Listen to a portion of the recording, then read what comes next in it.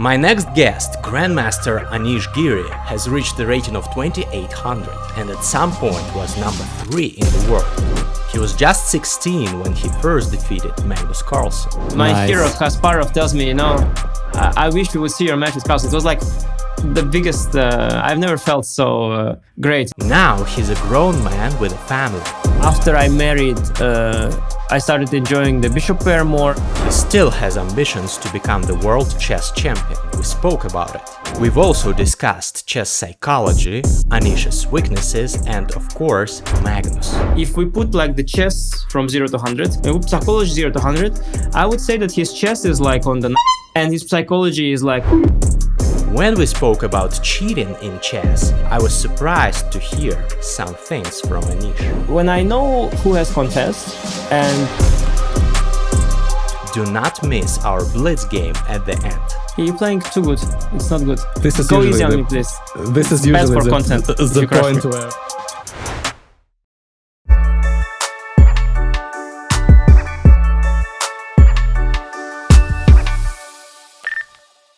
Hi everyone, my name is Greg Mazdrid, and today I'm honored to present to you the next guest of my podcast, the legendary Grandmaster, one of the strongest chess players in the history of the game, Anish Giri. Hi Anish. Thank you, Greg. I think the introduction's been a little too much. I don't think one of the strongest in history is the way to go, but thank you. I know it was meant well.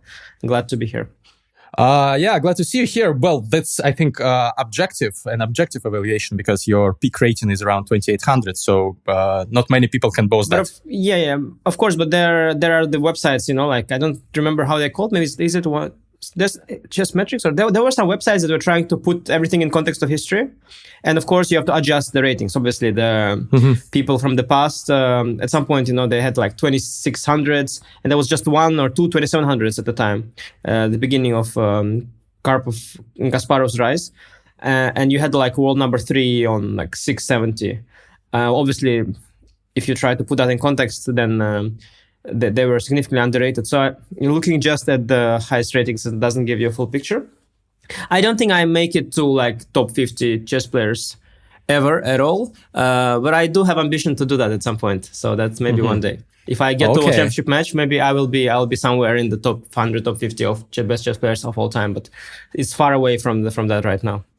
We'll definitely discuss your ambitions and plans for the World Championship cycles. But you raised an important question. I wanted to talk a little bit more about it because I've seen on many forums chess enthusiasts discuss like, would modern day super gems crush like Karpov or Botvinnik or Fischer, and there are many different opinions.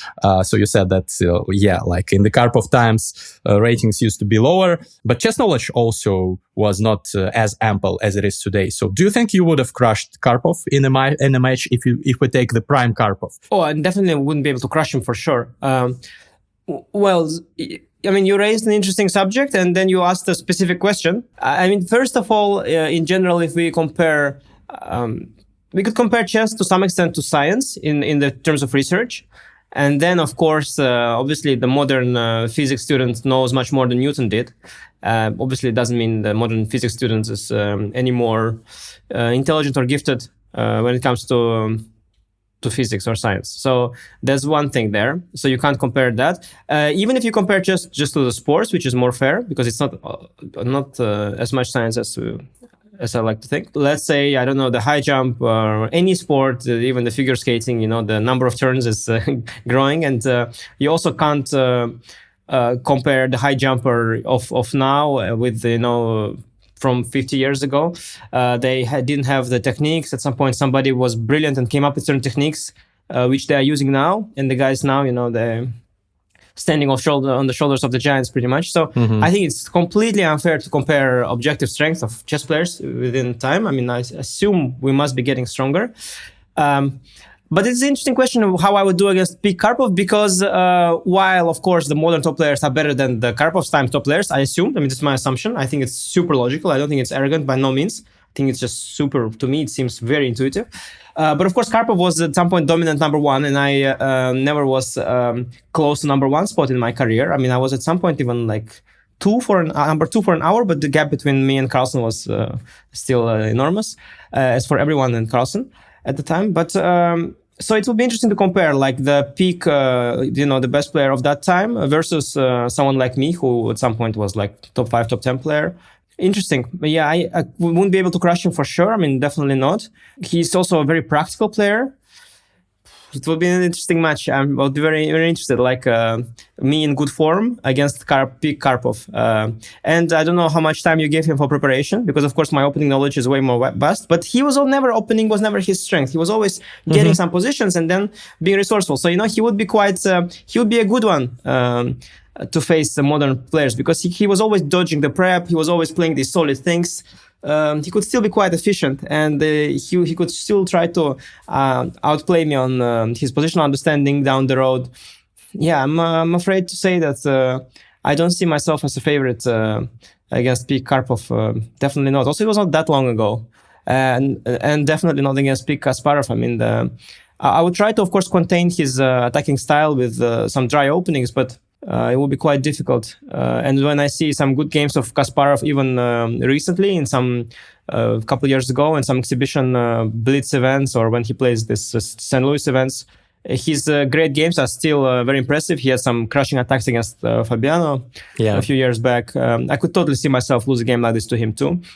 So yeah, I think Karpov and Kasparov were particularly strong at the time, and it was not that long ago as well. So it's not Steinitz who was discovering the center and the basics of chess. It was already modern chess to an extent. So another question, follow-up question is: at what point of time would it be like the pivotal moment when you go back, when you start crushing the world chess champions of the past? Like Steinitz, probably you would crush. Maybe what about let's instead of like me, because that would let's phrase it like a modern average top-ish player. Yeah, because let's say.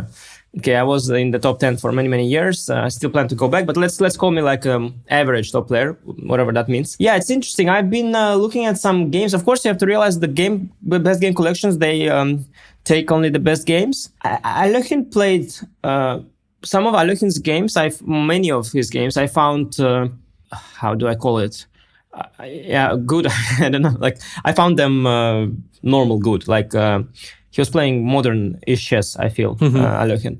And I think also the dynamic players were always a little ahead of their time than those who try to play based on understanding, because understanding has evolved, but dynamics have sort of always stayed the same, if you know what I mean. Like the attacks were always attacks in some sense, while understanding of structure has evolved a lot. And for example, Botvinnik came after Alyoshin, but he was a very positional player, and a lot of principles that he has discovered, are foundation of modern positional chess.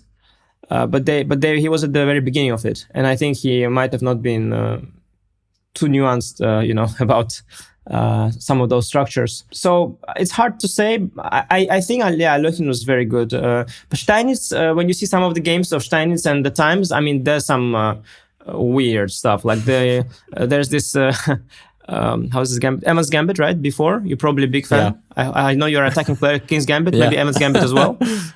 King's Gambit too, by the way. The games of Steinitz era in the King's Gambit. I mean, weird stuff. Like where they would grab this b4 pawn and then put the bishop on d6 in front of the d7 pawn. Then sometimes like queen on e7 and knight on d8, and like so unharmonious. I mean, they would hang on to the pawn and this like e5 pawn, which is like this foundation of their position. It's just such a dated understanding of the game. I think things could go really wrong for Steinitz and his contemporaries against modern players, especially if they insist on playing these Evanses and the King's Gambits, because there was some really shaky stuff. And I think Capablanca had a lot of great games, but he blundered a ton in his match against Alekhine, at least. I'm not like a big chess historian, so I only know like the highlights, and the matches. I don't know if blundering was like a big feature of Capablanca's play in general, or if it was just the issue in those matches against Alekhine. But of course, good games of Capablanca already look quite fine. So I think it's somewhere around Stein's last Capablanca where there's been sort of somewhere there has happened a step from chess being prehistoric to it slowly getting modern. Because already from Alekhine onwards, I find a lot of games looking just sort of like how I'm seeing the games, of tournaments of today. They just look sort of good, normal games. Yeah, and also many of those games withstand the test of the engine, such as the game versus Reti by Alekhine is like 95% accuracy according to the modern Stockfish. Oh, really? I never. So yeah. So he already knew something. Okay, yes, of course. Though you have to realize that the engine nowadays is 3700 rated, so it is 1000 points away from the modern top player as well. So it's like a different story too. But no, I can imagine for sure. I mean, Alekhine games, I can imagine that many of the games I saw have a very interesting accuracy score, to put it mildly. Okay, we'll talk about interesting as well. But hey guys, I have an announcement. From now on, you can support me on Patreon and get cool bonuses in return. Let me tell you briefly about it. So my main goal currently is to become a full-time chess content creator and chess player. And currently, I'm not doing this full-time. I have other things which I do to help me foot the bills, to pay my video editor, to pay my thumbnail guy, to pay for sound editing and many other things, and also to sustain myself and my family. So I will record a video in a couple of days and upload it about who I am and what I do outside of chess, and you are welcome to check it out. So I cannot concentrate currently full-time on just chess content and chess improvement. And your support would be very appreciated and very helpful for me to make more content and make better content, to be more focused on this. So this is why I'm launching this Patreon, and you can get cool bonuses depending on the tier of support. So there are 4 tiers. The first one is supporter, just to say thank you and support me, $5 per month. Then there is the tier contributor. It is for people who not only want to support me, but also want to have their names in the video and podcast descriptions. Shout outs. Also, there is a tier sparring partner. In addition to what I mentioned above, you also get a chance to play with me. Not a chance, but a guarantee that you will play 1 game per month at least with me on stream, and I'll analyze it on my stream. And the last tier, Patreon, is for people who want to invest significant amounts of money. And if you have the funds to do it, that would be much appreciated. And in exchange, I can offer some one-on-one training sessions, chess training, or marketing consultation, personal branding, whatever. Any areas of my expertise, I will be able to help you. So please check out the link in the description and support me. That would be much appreciated. And let's get back to the podcast now. As well, but you raised another topic that I like to cover, intelligence. You said that physics students of today are not as intelligent probably as Newton, but you were called one of the most intelligent people in chess by none other than Magnus Carlsen in his lie detector test. He said, he admitted that he considers you more intelligent, having a higher IQ, I think, than him, something along those lines. So I wanted to ask you, have you ever passed the IQ test? What's the score? No, but first of all, this is one of like the most heartwarming moments of my chess career. When I have seen that video, I couldn't believe what I was. I expected to hear my name already for a couple minutes there, because at some point they asked him, are there any top 20 players that you strongly dislike? And I was ready to hear my name. So I think that's when my name entered his subconscious, and he resisted, which I appreciate. And on the next question, since my name was at his subconscious, it sort of came back out. So he kind of delayed the reply by one question, I believe. That being said, yeah, I have a funny story about the IQ test. So first of all, as a kid, I was a big fan of these. My mom was giving me these puzzles that are like IQ tests, for kids. I'm a big fan of these, and this is also clear indicator that you like chess. Yeah, these sort of puzzles, and I ended up liking chess as well, very much, obviously. So I was always into these things, but okay, at some point I stopped obsessing over this. Though well, at school when we had some sort of logic lesson, I think it was called logic, some strange thing, like it's not math but logic, separate class, and it was also full with IQ kind of test related things, like all this which figure is missing from there are 8 and there's a 9th one. So I was compared to my class, which I guess was sort of average, I was indeed like very, very good at this particular thing. I don't think I was better than you or the people that are already pre-selected on that, but for an average class I was very good at this. And then I never really did the IQ test, but at some point I got one of those, maybe I watched some stream or I got some advertisement like to quick IQ test, one of those that takes like maximum 15 minutes, which is probably fake. But okay, I clicked on it, whatever. And it was kind of late evening. So I clicked on it and I got something like 138, and it said correlations, you are this amazing and all. And then it said that, okay, if you hit above 140, then it's called genius. I mean, this stupid website said that. And I said, okay, let's just get one more to get over 140 and be genius and then go to sleep, yeah? So I do one more and it's like 137. And I do one more, it's 139. I do one more, it's 136. And I keep doing it. And I just could never cross 140. It would be 138, 134, 137, 139. And okay, so some lame short test, but I tried like 6 times. I never got over 140. And then I went to bed already way past the time I was supposed to. And that's my sort of story with the IQ test. I'm really not genius, like no matter how hard I try.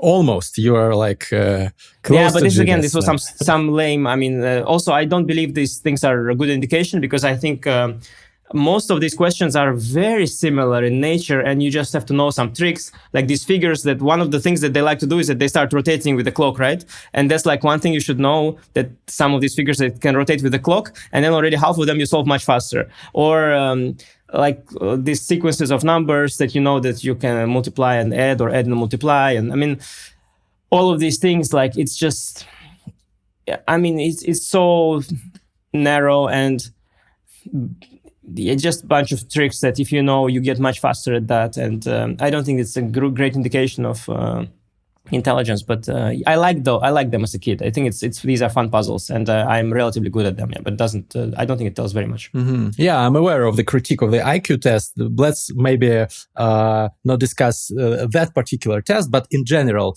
what is your top 5 of most intelligent chess players out there? Let's say your contemporaries. I think a lot of chess players are, myself definitely as well, are not very well balanced in that sense.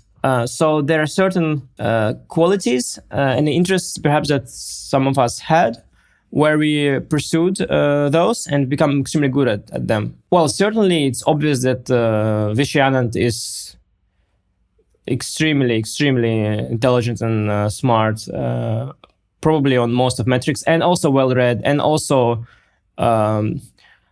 educated. And I don't know, whether he did it through some sort of self-study, where he was on purpose reading certain books, or whether he's just has general interest, or whether he's just been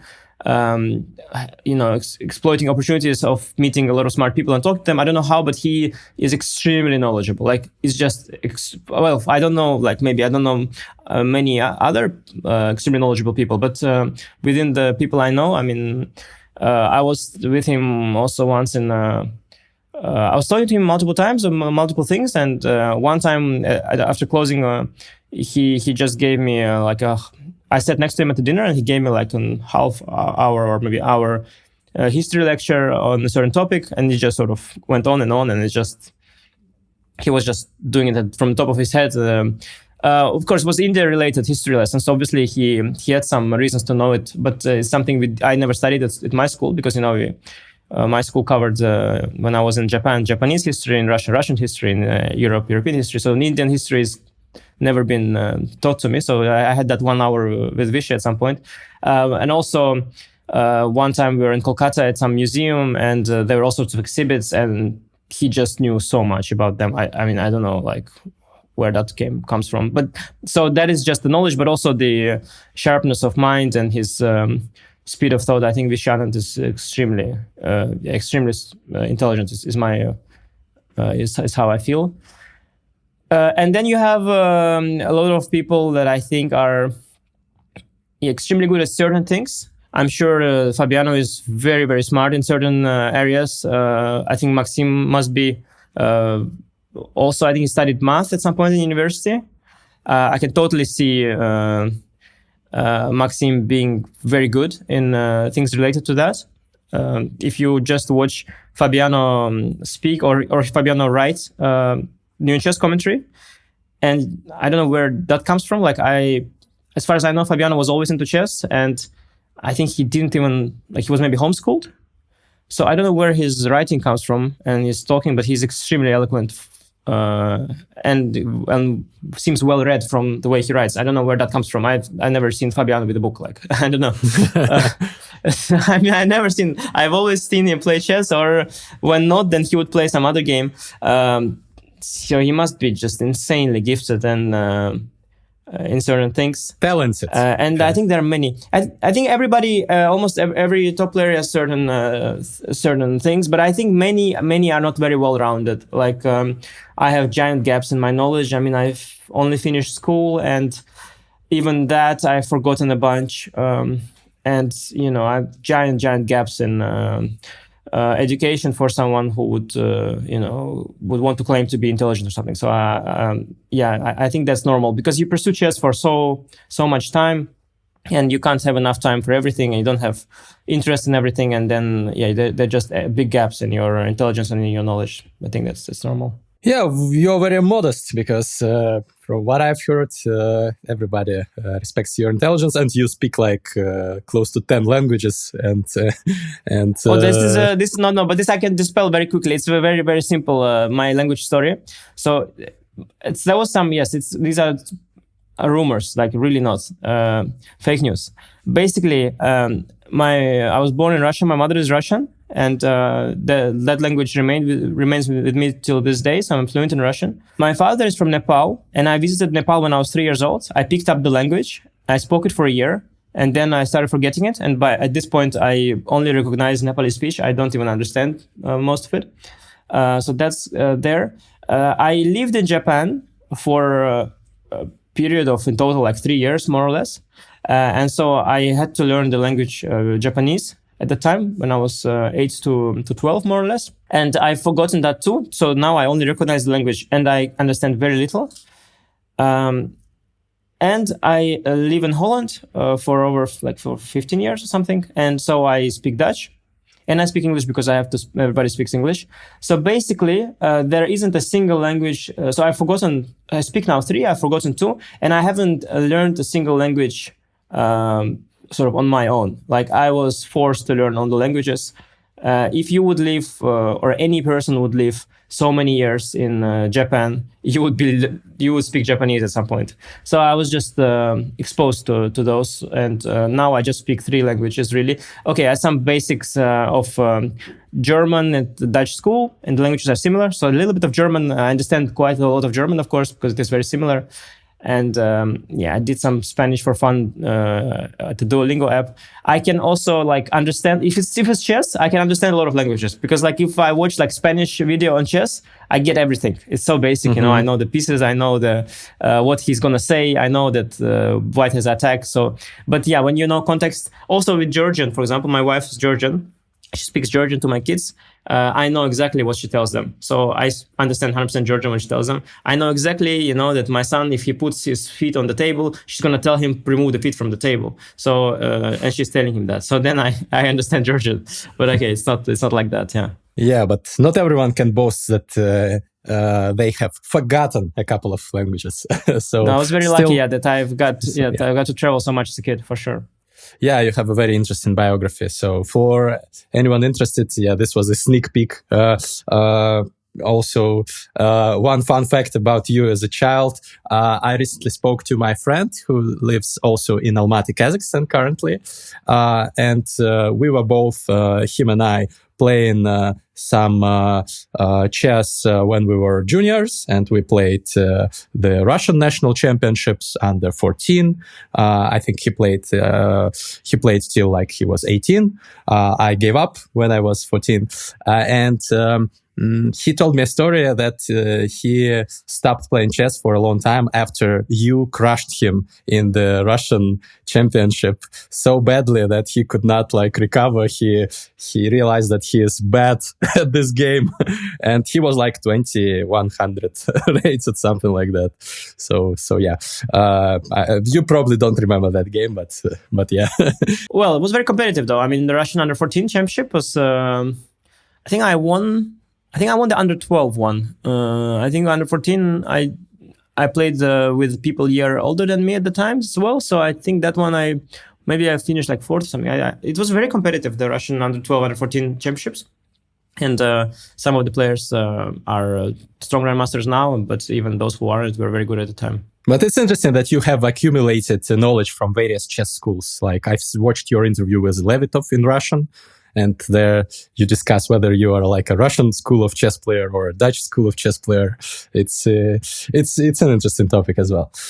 Okay, let's discuss your chess path and your ambitions, which you have already started hinting at. But before that, I just wanted to ask you, what the hell is going on in the chess world nowadays? Like, I've read your tweet that says that like we have scheduling problems with all these scandals happening at the same time, and there is no time to like enjoy the details of one scandal before another one pops up. So, what's your take on everything that's going on? Yeah, no, my tweets have degraded a lot, largely also because of my people, you know, the stuff people like. I mean, I have to go along with the likes, and so my Twitter has degraded tremendously. But this tweet I like that I made myself. I'm happy with it. I think the joke also, of course, is that we do have scheduling problems with chess, and the tournaments are. Of course, usually completely misscheduled. And so that's why I was kind of proud of this little joke, that now we have that with the scandals as well. Well, yeah, in general on that topic, I think it's like really bad that the cheating stuff is public.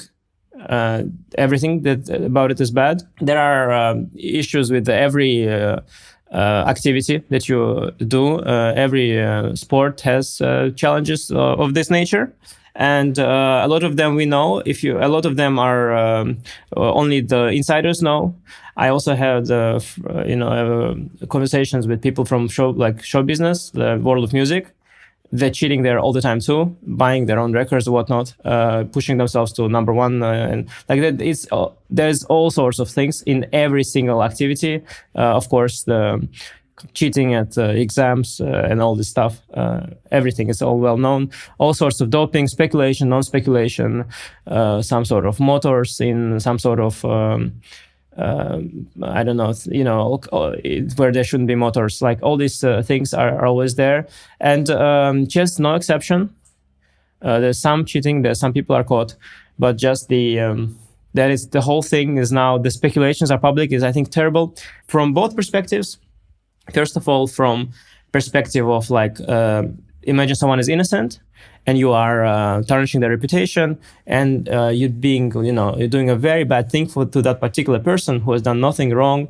And now, even if there is no proof, there will be no proof because he is not. If he's clean, there will be no proof of his wrongdoing. But the speculations alone will convince a big part of people, or even the doubt. And there's even like.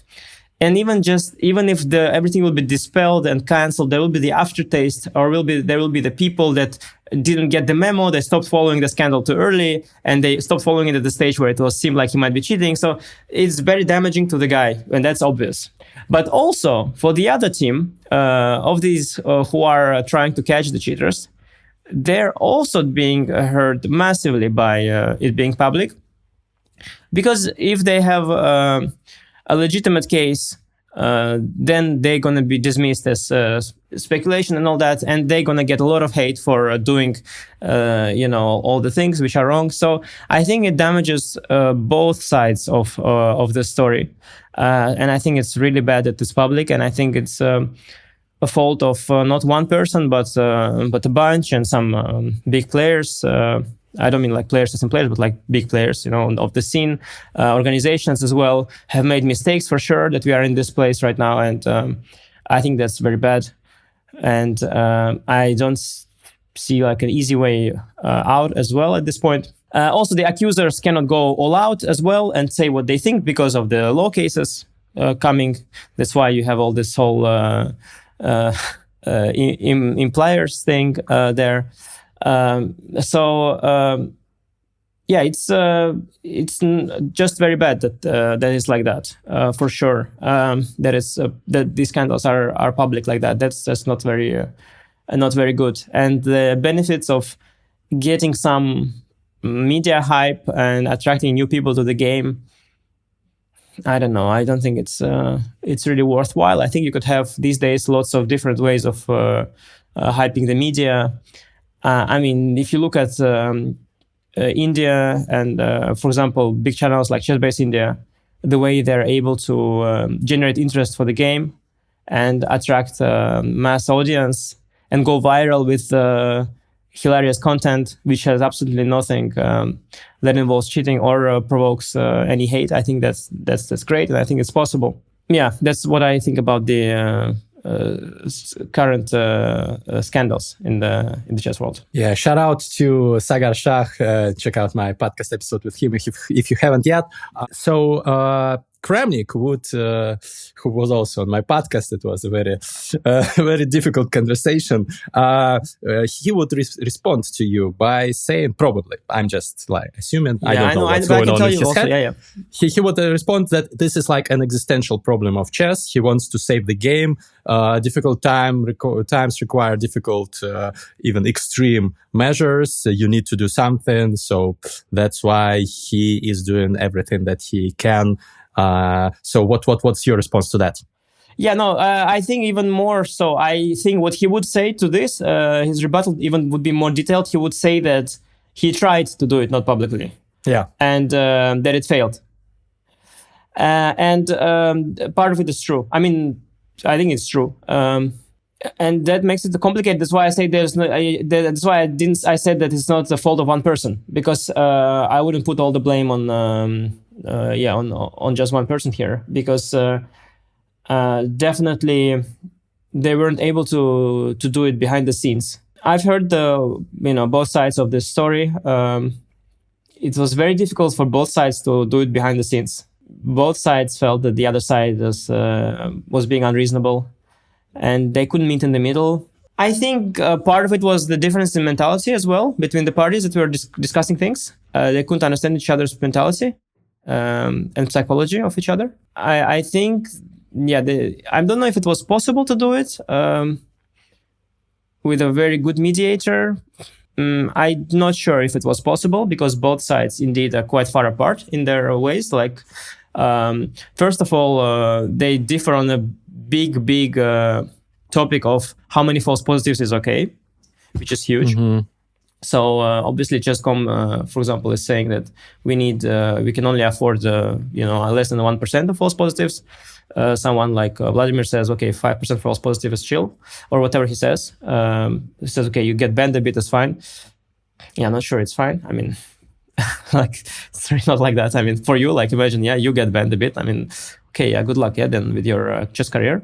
After you get banned a bit, it's not you get banned a bit. It's a stigma for for entire life. So this issue is big, and that's just emotional side. It's just a difference of opinion. But you could still negotiate something. You could still find out ways. And I think it was interesting conversations to be had. And I think they're reasonable conversations, but I think they should have been had in private. And yes, I know that Vladimir, he has his reasons why he says that he couldn't have done it differently. Well, I'm sure that he. I'm sure that he could do better, for sure, to say the least. And I'm also sure that the other sides and parties involved could have also done better to try and meet in the middle and somehow try to resolve these things privately. I think it should have been possible, and it is escalated. And I think the thing is that they both must be regretting that they are here. And, when two sides are negotiating and in the end both are regretting, it means that they've done something wrong in the negotiations because... lose-lose. Yeah, exactly. Something went wrong there. It's definitely lose-lose. I mean, I can't imagine them being thrilled with what's going on. Yeah, maybe Kramnik is thrilled. He's making the headlines every day, so who knows? Yeah, probably I'll have to ask him for part 2. But to top it off, if we take a scale from 0 to 100, where 0 is a person who is extremely naive and believes that there are no cheaters whatsoever, and 100 is a guy like Kramnik, who is very suspicious. Where do you put yourself, suspicious of others? Where do you put yourself? I've gradually moved from 5 to 40. And I think I was pushed by finding out who has been fully caught, 100% caught. Because I never anyone who's been under speculation, I don't count them as cheaters. I think it's not proven, even if it's super likely, it's not proven. But there are those who have confessed, which is 100%, right? Well, I mean, they could sometimes confess because it's the easier way for them, easier thing to do, but I know they wouldn't if they didn't do it. So then when I know who has confessed, and when I also know who's been caught, or I mean, it just sort of I just don't understand it. So initially I was trying to operate with logic and I was trying to think. So I thought, okay, it was all very unlikely and I was on 5%, but now I've moved to definitely further there because I just don't understand, but it's happening. I don't get it.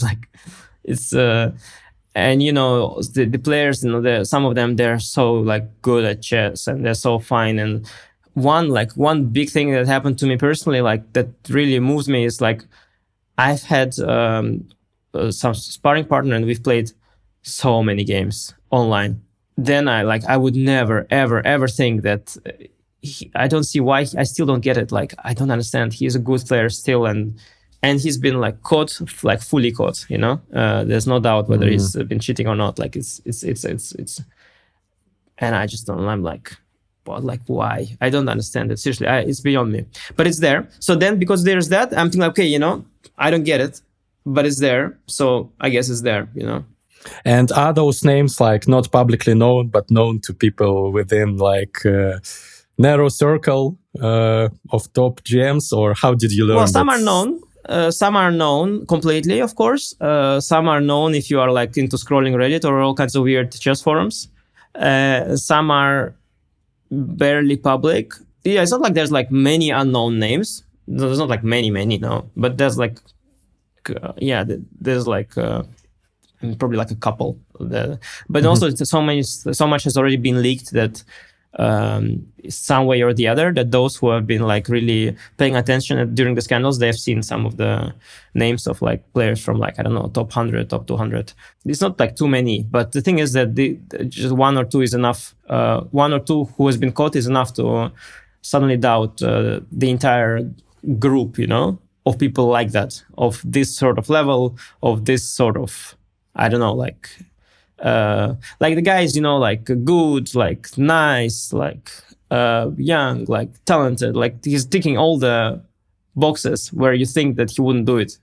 And then he does it. And then you are okay, but there are many such, So could be anything. So that's the issue that I wish it was, there were no cheaters at all. I wouldn't be paranoid, but they sort of, I can't deny that there are people that have been absolutely caught and even confessed. So then, yeah, and probably there are some more, or maybe even many more, who haven't been caught, considering the fact that it's but very I'm difficult. also not like at the but I said like I'm at like 40 from the 100, right? So I'm still under the half. I'm still at the less paranoid half. I feel. Yeah.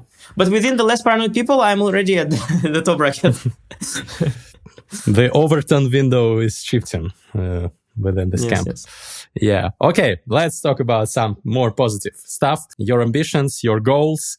At the beginning of this year, I was really bullish on your like chess rating. I saw that you've shown some incredible results. You've gained a lot of rating points, and then the slump happened. So well, I hope you didn't sell, yeah. Yeah. So maybe you can explain what you think the main reasons are, and how do you assess everything that's happened this year with your tournaments? Well, in general, there is this notion that I'm like a very solid, stable player, which I think is very, very dated and very, very wrong. Throughout my entire chess career, I've never been very stable. The beginning of my like very top chess is I won Reggio Emilia tournament. I was 17, I guess. Wait, was I 17? 11. So I was 17, I think. Mm-hmm. And it was at the time, like, I think I read some article at the time, like some kind of Karpov had some record of being the youngest player to win top tournament. And I either was second or broke that record. It was something like along those lines. So it was looking great, everything. And I started Vaikanze with a win against the World Championship challenger, Boris Gelfand. But I ended up losing 5 games in a row in that Vaikanze and finished somewhere at the bottom, if not last.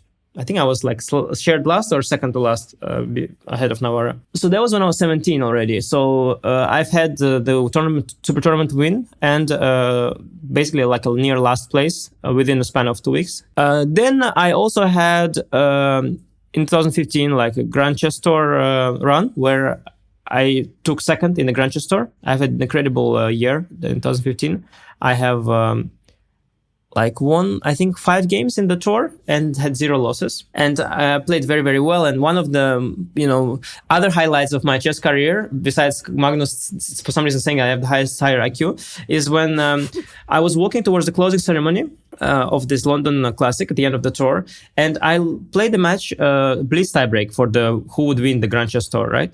So I played the blitz tiebreak with MVL and the winner would play Carlsen. And I won the first game in the blitz. And then I somehow lost the second one with white.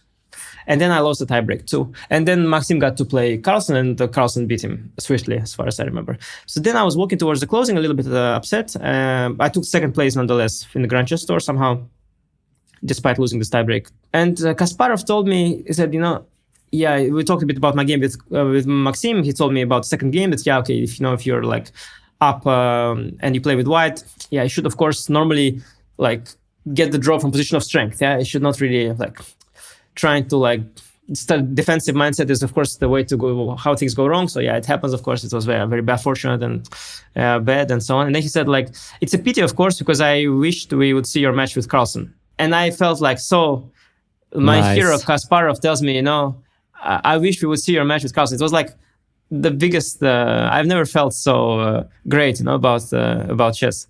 So it was a big highlight for me in my career.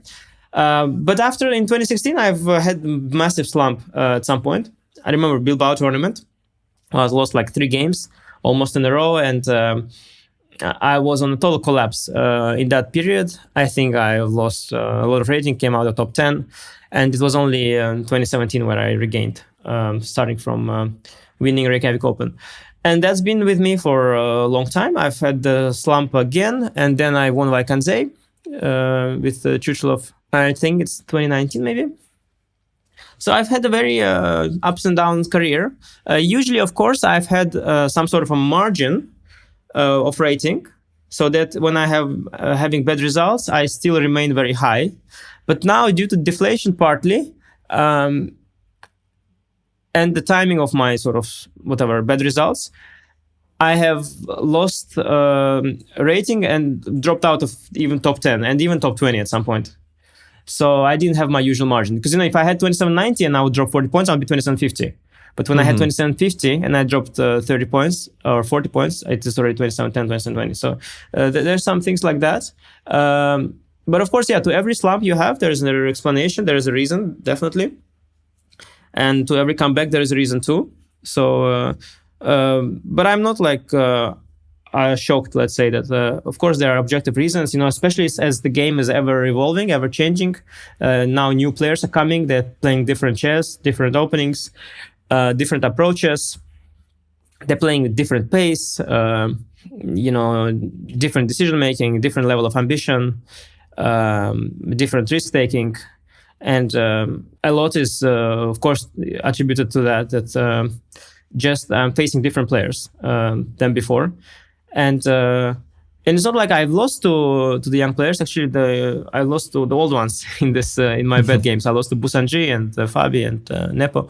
But just the fact that the tournaments are different and different players are there, it's just I have to readjust and learn. And I wasn't able to to adjust properly, because also sometimes you're trying to adjust, you are trying to one approach and the other approach, and nothing was working very well. But I hope it will start going better. Already my last couple tournaments were much better. I think Olympiad was I had a good run there in the end. Finally, I regained some rating a little bit, but still.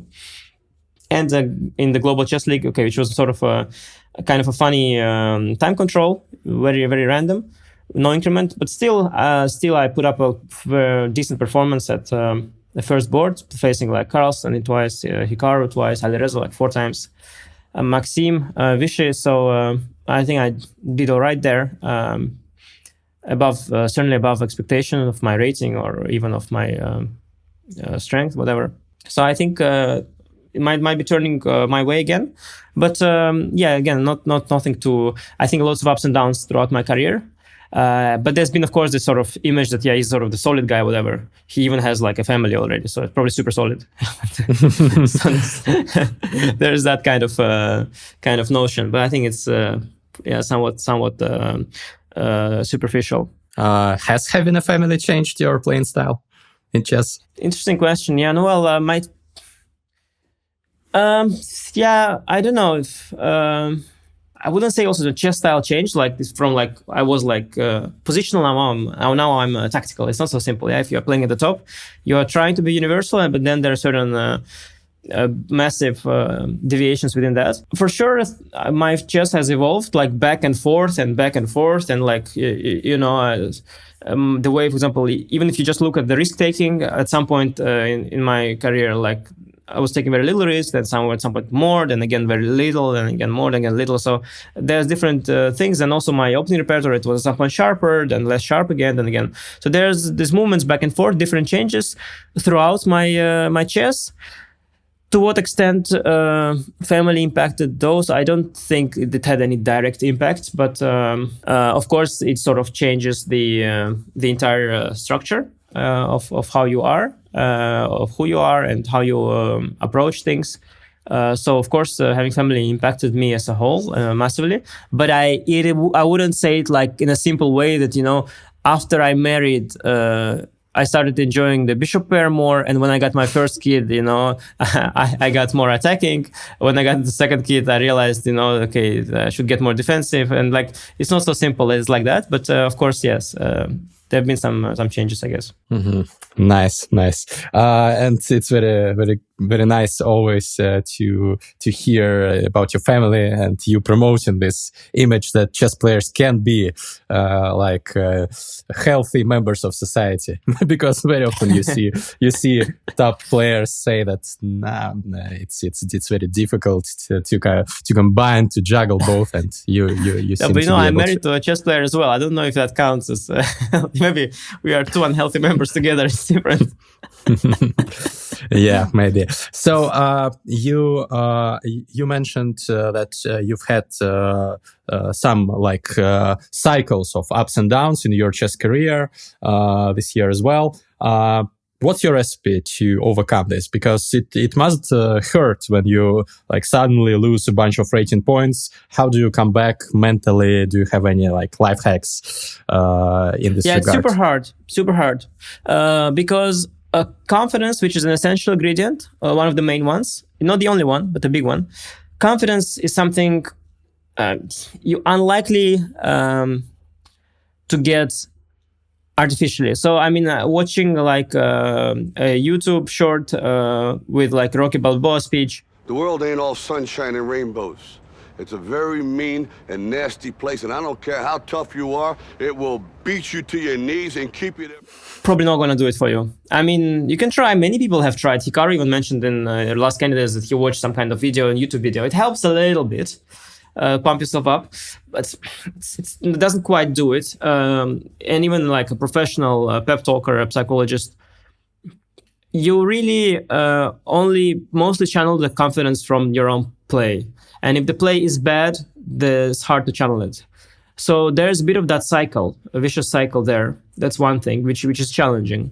Another challenge is that because of the relatively small sample size of classical chess tournaments, let's say you've had a bad half a year. Now, in reality, that is, let's say, 35 games, of which 5 games somewhat irrelevant because, theory, whatever, some kind of, they weren't very impactful, of which 30 games are interesting, of which you lost, 4 or 5. So basically, you only lost 5 games. In fact, now if you start drawing conclusions and you didn't win, let's say you misconverted, 6, yeah? So let's say there are 11 games that you want to analyze. It's only 11 games. And the big challenge is that if you're going to really deeply analyze them, which I think I'm capable of, and try to really understand what went wrong and all that, trying to get to the core of your mistakes, you can draw a wrong conclusion because the sample size is too small. Just too small. So maybe it's not that small, but it is not big enough. So the big challenge, I think, is that you are going to look at your games, you are going to analyze them, and you are going to make conclusions, but you can make wrong conclusions. And especially if you had only 1 or 2 bad tournaments, the sample size is even smaller, you might draw very wrong conclusions, which could make it worse. Plus, confidence is already not there, right? Because the Rocky Balboa speech didn't help. So you might have another bad tournament. So these are the challenges, I think. The one is that the confidence can't be channeled. Basically, it just can't be channeled at some point. Like you can try, but unless you play well, but you don't play well without it. So you are in that cycle. And the other challenge is that small sample size, so maybe wrong conclusion. Even if you are like doing the right thing in terms of analyzing them, right? You can also misanalyze them. But let's say you are good at analyzing your mistakes, but this is just sometimes things being unfortunate. Or you misanalyze them. Sometimes you have your own biases. Let's say one of the things like I always throughout my career like to do is like, I love chess openings. I've loved them since the beginning of my chess. Like my very first chess book, the chapter I liked by far the most was on openings. So it's deep in me. So I have the temptation, of course, and the bias to attribute a lot of my mistakes to the opening mistakes that I make. Yeah, that is my bias in the conclusion. So very often I would think that, I should work more on this particular opening when actually that was not the cause of my bad result, not the main one at all. So there's that too. So these are the challenges. But otherwise, it's easy to say that you just brush things off. You start next game as if it's the first game. You believe in yourself and you look back at your highlights in your career. And if you want, you can even rewatch your own games, the best games you had when you beat someone who was very strong, and you see, and that's also you. This is the real you inside there somewhere. So there's that. You analyze your games and basically, I told you the challenges because these are the interesting things. Like the advices you can find online everywhere. But I think the challenges is what is actually interesting because, which is why also it is hard for strong players and professionals, not just me, but anyone.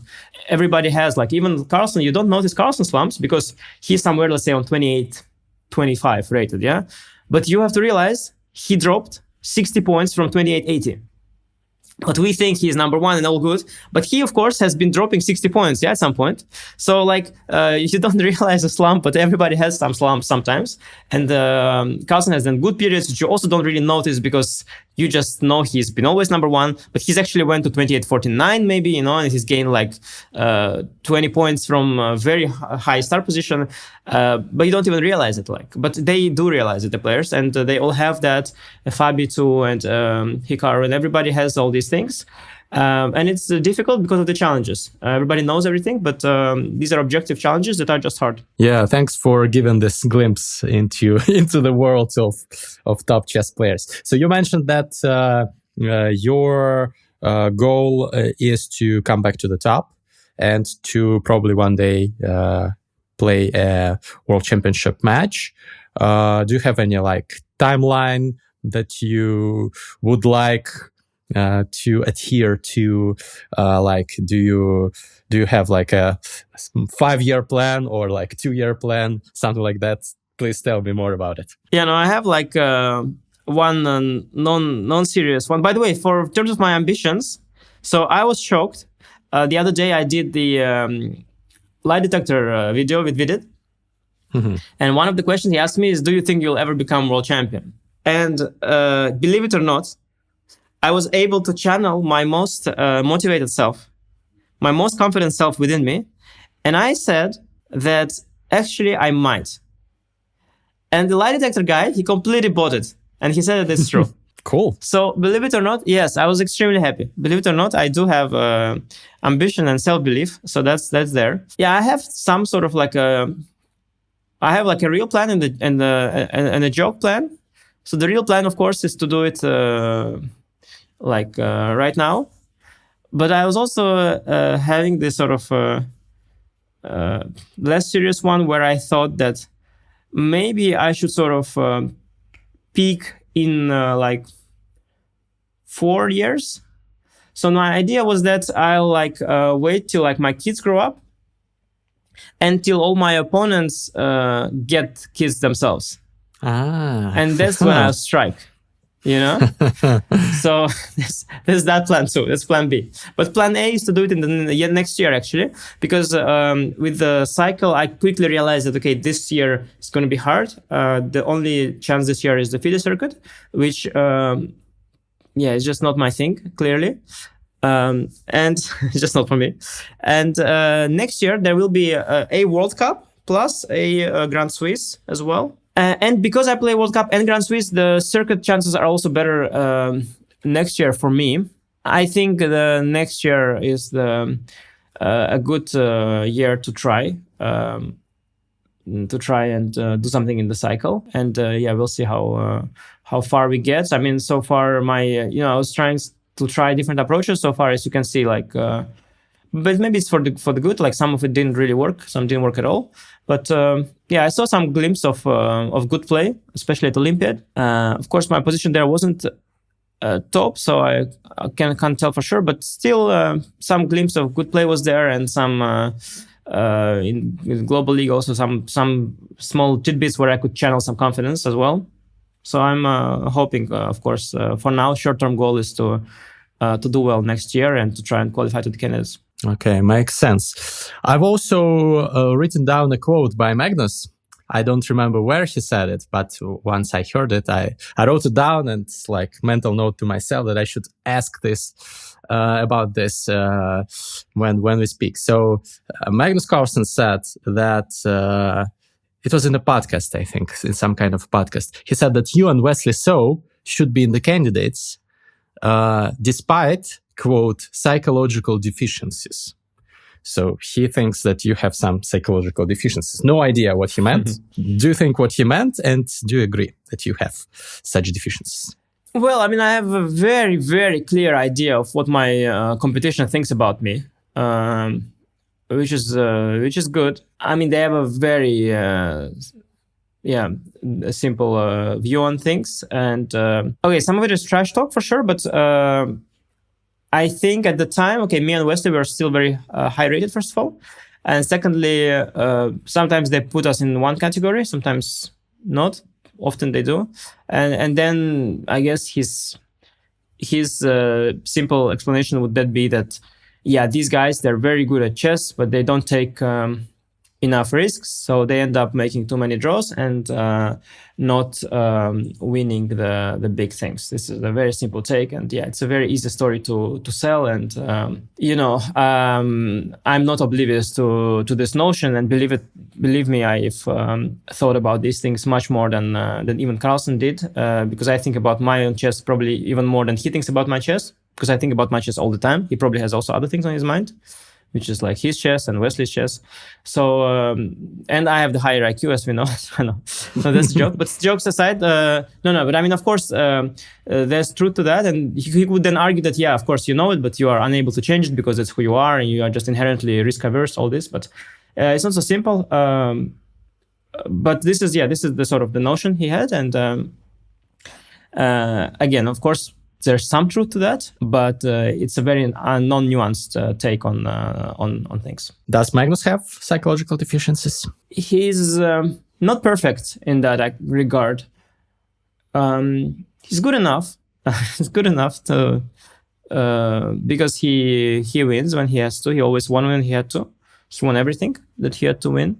So he's good enough to get over that crucial barrier. But I do think that his main strength is the chess. And I think the psychology is where he's battling with himself. And he's able to just get over that crucial mark. But let's say if we put like the chess from 0 to 100, because that's how you like it, the 0 to 100 things, and we put psychology 0 to 100, I would say that his chess is like on the 95 and his psychology is like on 35. And that's enough to be the GOAT, because the chess is on 95. I don't think that the some people say, his chess is on, compared to other top players, is on 60 and his psychology and everything is on 99.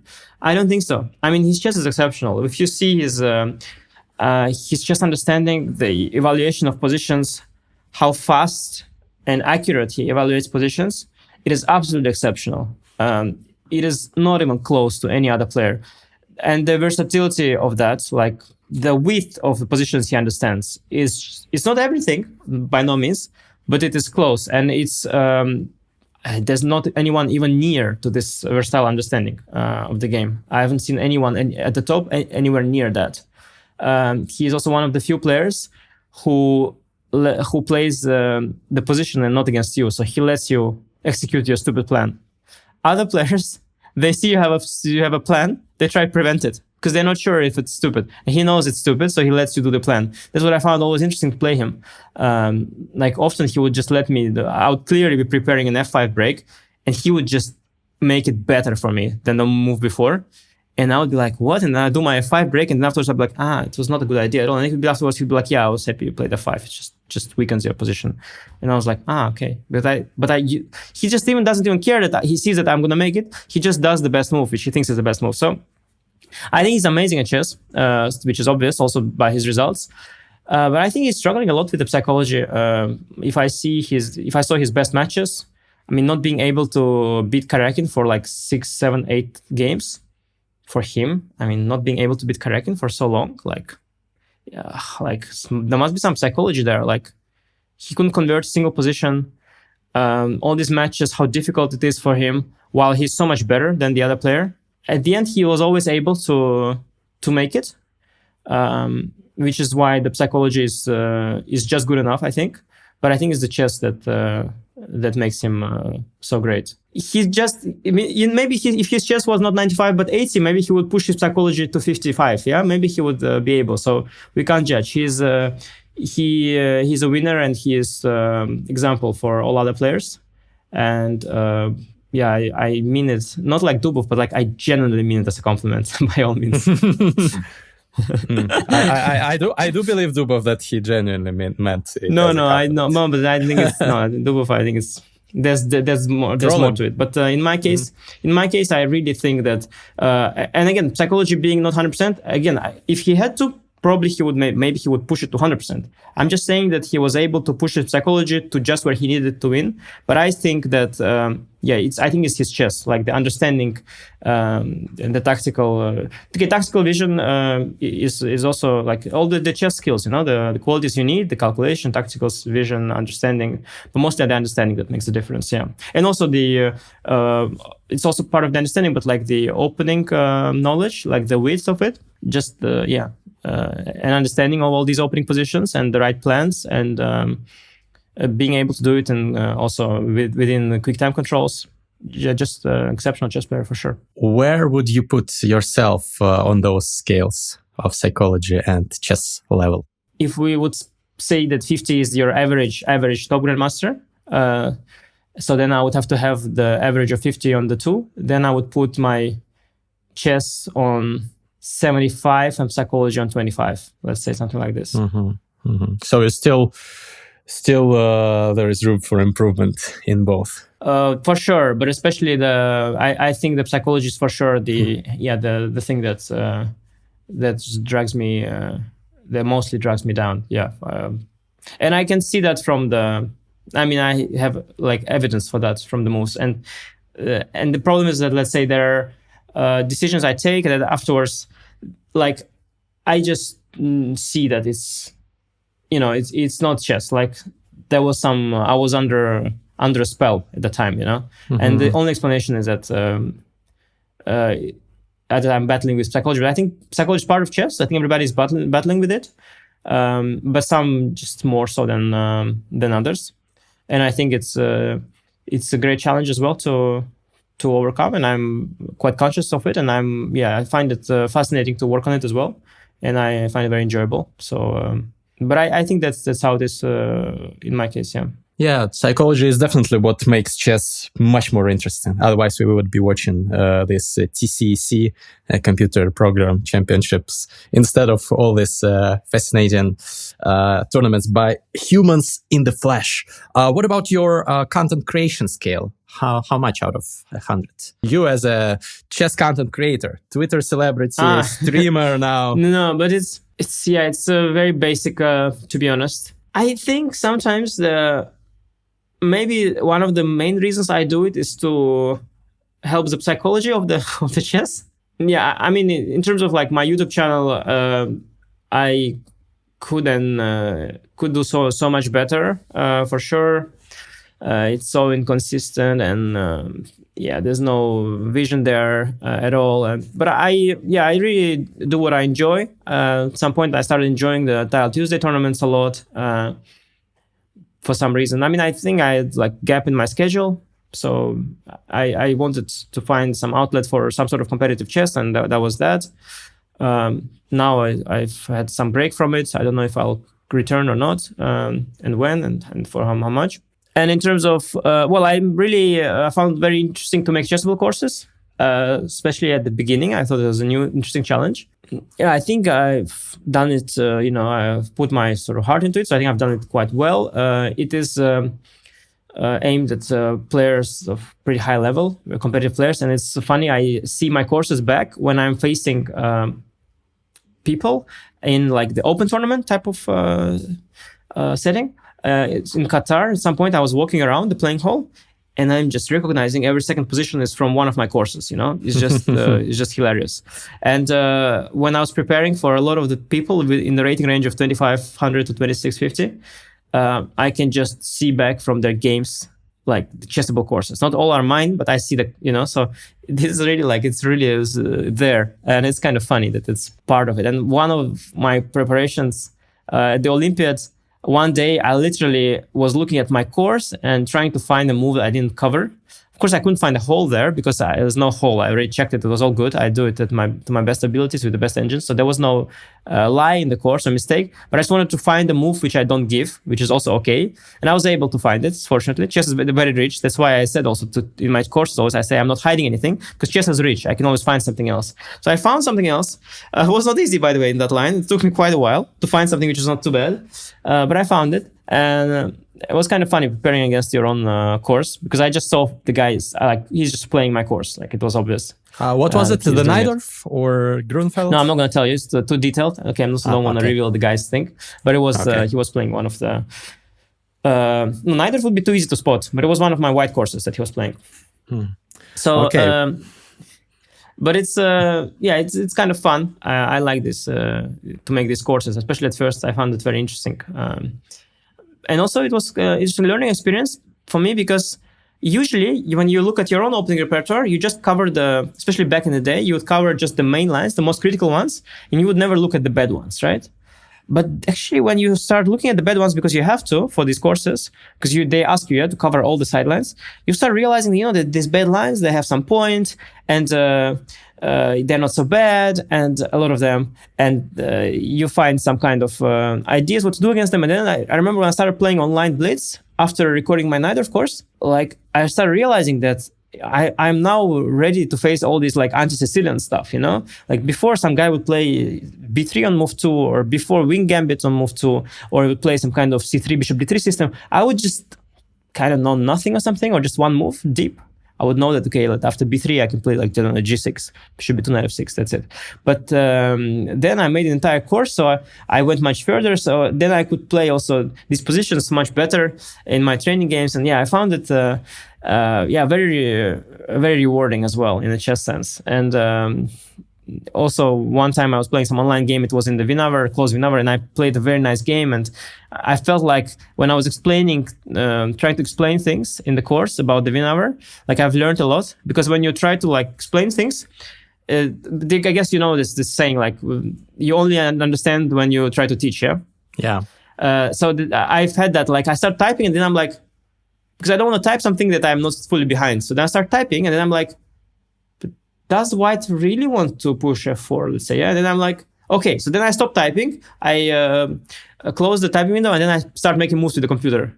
Then I'm like, no, white doesn't really want to do it. So then, I discover more things as I'm explaining, and I seeing it help me a little bit, at least in my chess, is quite fun as well. Because you would think that it's a total waste of your time.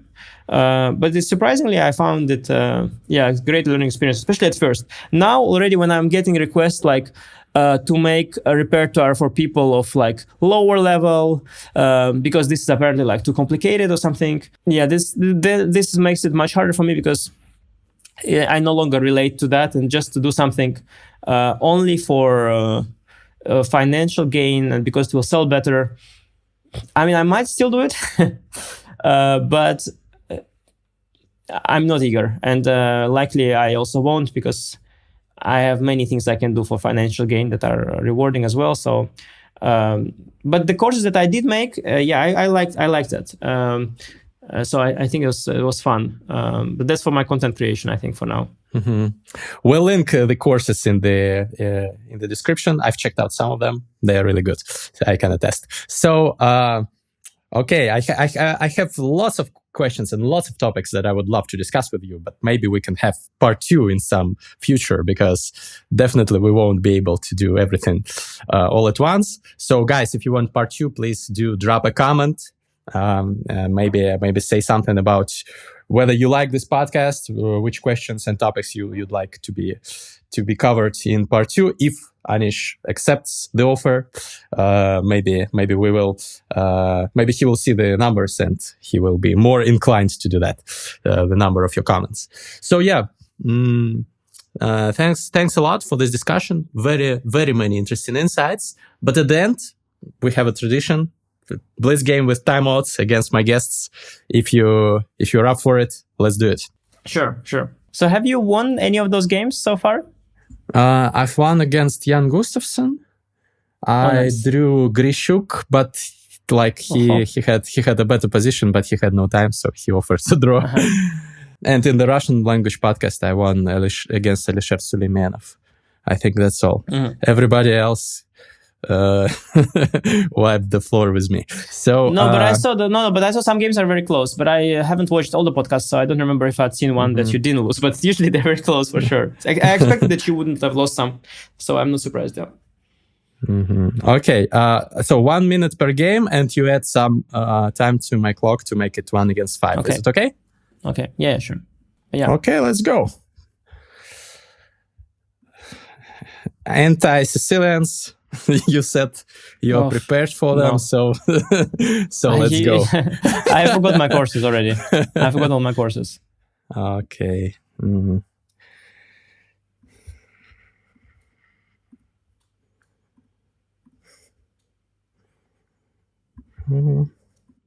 I face this particular position a lot online.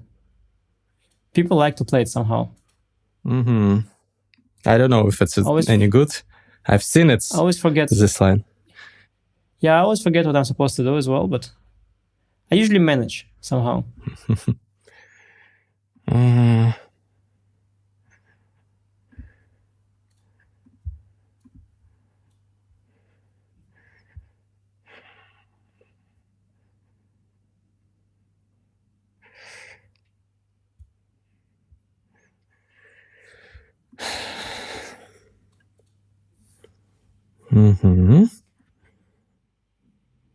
Yeah, the time pressure is getting to me.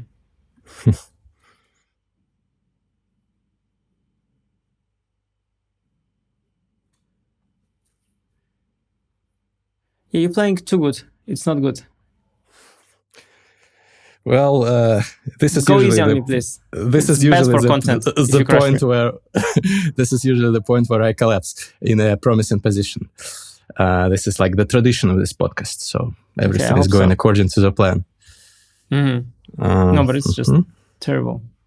So I was too fast, but I don't have time, so I have to be fast. No, you're crushing me.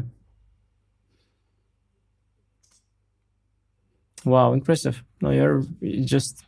So far, you play great.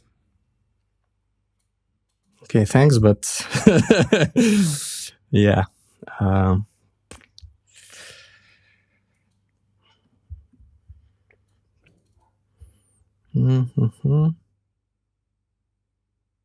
should have taken earlier. Okay. Chill.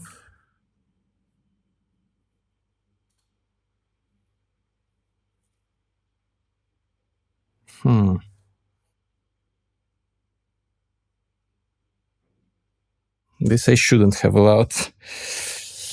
Getting some hopes, yes.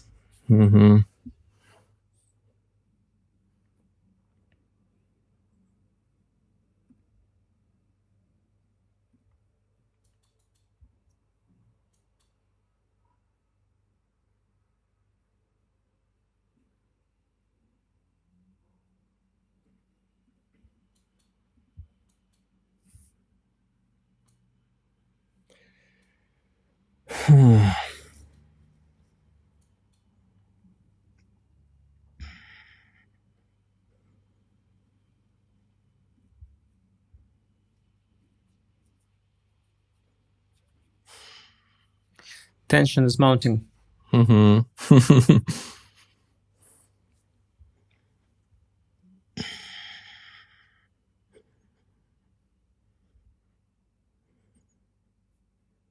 I'm not sure if I did the right thing. Okay. It reminds me of like my driver's exam. They're asking every time, like, do you prefer us to talk or you want to drive in silence? I have the same question. You want us to talk or you want to play in silence?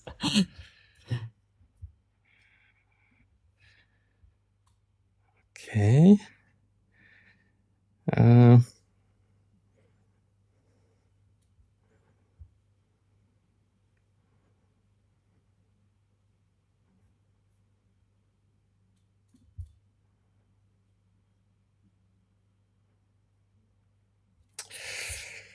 How do I do this?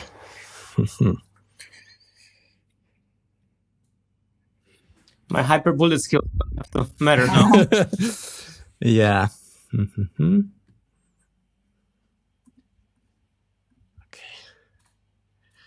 Okay, yes. Oh, it's not how I do this, but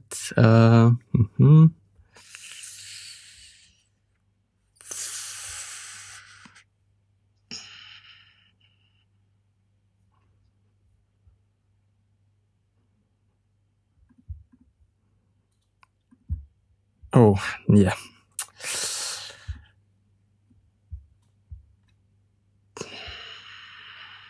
Not good.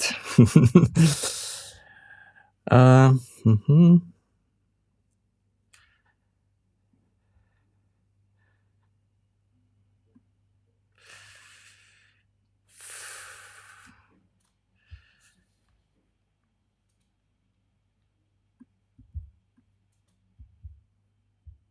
Wow.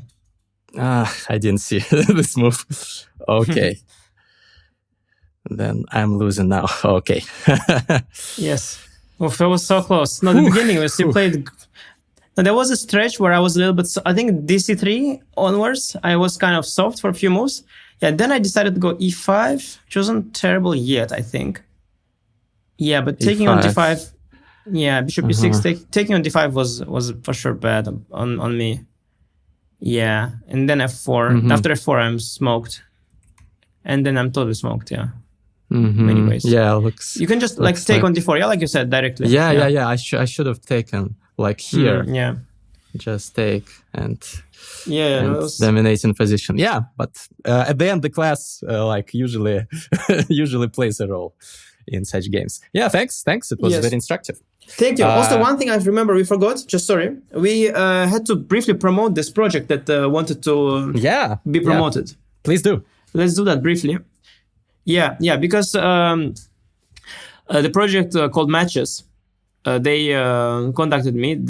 I'm not really into this world of like amateur chess and stuff. I'm professional for many years, but they told me that apparently it's like a big world of people who want to play casual chess, like for fun, and they want to do it over the board, not online.